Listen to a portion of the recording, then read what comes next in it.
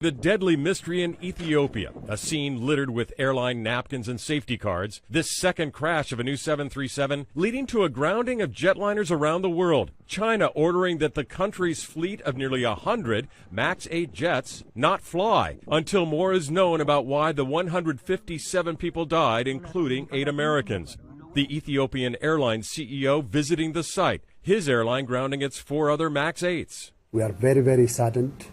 Our heart is broken for this tragic accident.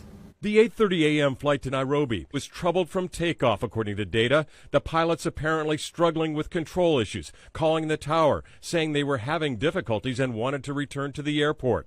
But what would cause that? Maybe a fire? Maybe some sort of a problem with the airplane internally? Just 6 minutes after takeoff, never getting much more than 1,000 feet off the ground, the data stops and the jet crashes. Immediately, there are questions about whether there's an issue with this new 737, in service for less than 2 years, more than 70 flying in the U.S., and now these 2 crashes. The first crash, a Lion Air MAX 8 going down in Indonesia, when the pilots failed to disengage the autopilot when bad data engaged a nose-down dive. Lion Air was clearly a result of inadequately trained pilots and an airplane that should never have been dispatched. Here, we don't know what we've got for sure, but it does not appear to be something that would be directly related to pilot action. Among those on board, Cedric Ejavugwa, a Georgetown University student on his way home to Nairobi, and humanitarian and aid workers, 19 from the United Nations alone.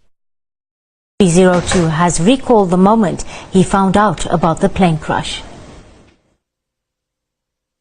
My flight was from Dubai to Addis Ababa, and then from Addis Ababa to Nairobi.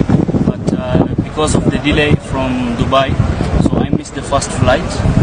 So when I reached here, and when I reached Addis Ababa, they told me to take the second flight. Everyone was asking the cabin crews what is happening, but no one was saying anything. They were just going up and down until one of the passengers saw on his mobile the first plane which just flew, like 6 minutes after flew, it just crashed. Meanwhile, it's now emerged that the crash plane flew from Tambo International Airport to Addis Ababa this morning before taking off for another flight to Nairobi. Ethiopian Airlines says the plane has undergone rigorous first-check maintenance on the 4th of last month. Well, in a statement on its website, the airline says the plane was being commanded by a senior captain, that's Yared Getachew, who had cumulative flight hours of more than 8,000. The Ethiopian Airlines Group has expressed profound sorrow and its deepest condolences to the families of the victims. The airline says it's too early to speculate the cause of the accident.